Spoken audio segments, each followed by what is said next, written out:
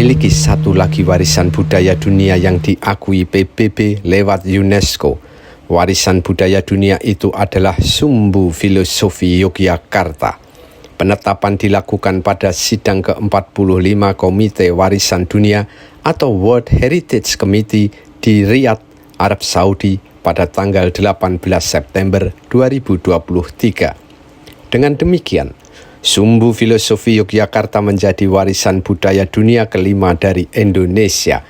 Sebelumnya, Indonesia memiliki 4 warisan budaya dunia yang diakui UNESCO, yakni Candi Borobudur ditetapkan pada tahun 1991, Candi Prambanan juga ditetapkan pada tahun 1991, Situs Sangiran yang ditetapkan pada tahun 1996, Subak Bali yang ditetapkan pada tahun 2012, dan tambang batu bara Ombilin Sawah Lunto yang ditetapkan pada tahun 2019. Lalu, apa itu Sumbu Filosofi Yogyakarta?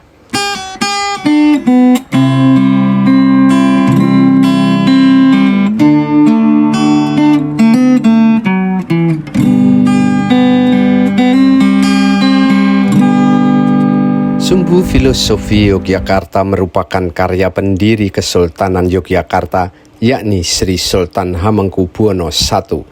Sebagai arsitek, Raja pertama Yogyakarta itu merancang sendiri bangunan keraton Yogyakarta serta tata kotanya atas dasar filosofi yang dalam. Sebelum membahas Sumbu Filosofi Yogyakarta, ada baiknya disampaikan sekilas latar belakang keraton Yogyakarta. Sultan Hamengkubuwono I atau Pangeran Mangkubumi merupakan putra Raja Mataram Amangkurat IV.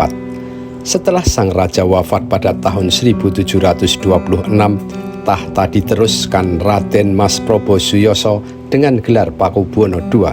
Ia merupakan kakak Pangeran Mangkubumi. Namun pada tahun 1743, Pakubuwono II melakukan perjanjian dengan Kompeni yang membuat keraton Mataram semakin terdikte oleh orang asing. Ini yang membuat Pangeran Mangkubumi keluar dari keraton dan melakukan perlawanan. Saking alotnya perlawanan Pangeran Mangkubumi dan berlangsung bertahun-tahun, maka pada tanggal 13 Februari 1755 dilakukan perjanjian Giyanti di Karanganyar. Saat itu, Raja Mataram sudah berganti ke Pakubuwono III. Isi perjanjian Giyanti itu adalah Mataram dibagi 2. Pakubuwono III tetap menguasai Mataram bagian timur dan Pangeran Mangkubumi mendapat Mataram bagian barat. Sejak itulah berdiri Keraton Kesultanan Yogyakarta dan Pangeran Mangkubumi menjadi raja pertama dengan gelar Sri Sultan Hamengkubuwono I. Karena belum memiliki keraton, Sultan Hamengkubuwono I memakai pesanggrahan Ambar Ketawang sebagai keraton sementara. Ia kemudian memilih pesanggrahan Garjitowati sebagai calon keraton Yogyakarta. Sultan Hamengkubuwono I tak sekadar membangun, tapi mengimplementasikan filsafat dalam membangun keraton dan tata kotanya. Maka lahirlah Projo Kesultanan Yogyakarta dengan tata kota mencerminkan filosofi religius di Yogyakarta. Itulah yang kemudian disebut Sumbu Filosofi Yogyakarta. Mengutip laman Dinas Kebudayaan DIY, sumbu imajiner yang menjadi dasar Sumbu Filosofi Yogyakarta sebagai berikut. Ngayogyakarta Hadiningrat diapit oleh 2 sungai besar di ring paling luar, yakni Sungai Opak dan Sungai Progo. Sedangkan di ring paling dalam, Keraton Yogyakarta diapit Sungai Code dan Winongo.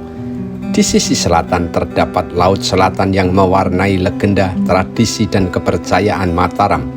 Di utara ada Gunung Merapi yang juga dihormati masyarakat Mataram. Dengan setting lokasi seperti ini, Pangeran Mangkubumi menangkap sumbu atau poros imajiner Gunung Merapi, Keraton, dan Laut Selatan. Gunung sebagai ketenangan tempat suci, dataran pemukiman sebagai tempat aktivitas manusia, dan laut sebagai tempat akhir dari segala sisa di bumi yang hanyut ke laut. Penciptaan sumbu atau poros imajiner ini selaras dengan konsep Trihita Karana dan Tri Angga, Parahyangan, Pawongan, Palemahan, atau hulu, tengah, hilir, serta nilai utama madya, nista. Secara simbolis filosofis, poros imajiner ini melambangkan keselarasan dan keseimbangan hubungan manusia dengan Tuhannya, manusia dengan manusia, dan manusia dengan alam, termasuk 5 anasir pembentuknya, yakni api atau dahana dari Gunung Merapi, tanah atau bantala dari bumi Ngayogyakarta, dan air tirta dari Laut Selatan, angin maruto, dan akasa atau ether. Demikian juga 3 unsur yang menjadikan kehidupan, yakni fisik, tenaga, dan jiwa, telah tercakup di dalam filosofi sumbu imajiner tersebut. Seperti penjelasan di laman Dinas Kebudayaan DIY, Sri Sultan Hamengkubuwono I mengubah konsep filosofi sumbu imajiner yang hinduistis ini menjadi konsep filosofi Islam Jawa saat membangun Keraton Yogyakarta beserta tata kotanya. Struktur kota Yogyakarta secara fisik ditarik lurus dari Panggung Krapyak di sebelah selatan, kemudian ke keraton di sebelah utaranya, lalu ke utaranya lagi ke arah Tugu Golong Gilig atau Pal Putih. Struktur ini merupakan perwujudan falsafah Jawa tentang siklus kehidupan manusia dari lahir hingga akhir hayat atau sangkan paraning dumadi. Selain itu, ada filosofi yang menggambarkan kehidupan harmonis antar manusia dan antara manusia dengan alam atau hamemayu hayuning bawono, hubungan antara manusia dan sang pencipta, serta antara pemimpin dan rakyatnya atau manunggaling kawula Gusti, serta dunia mikrokosmik dan makrokosmik. Maka secara fisik, sumbu filosofi Yogyakarta itu adalah Panggung Krapyak, Keraton, dan Tugu Golong Gilig yang berada dalam satu garis lurus.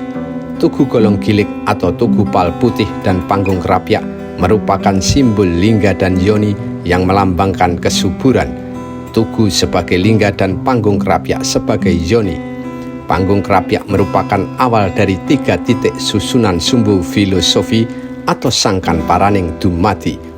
Pertemuan antara wiji atau benih yang digambarkan antara Panggung Krapyak atau yoni dengan Tugu Pal Putih sebagai lingga melambangkan proses kelahiran manusia atau sangkaning dumadi yang bakal tumbuh dan berkembang.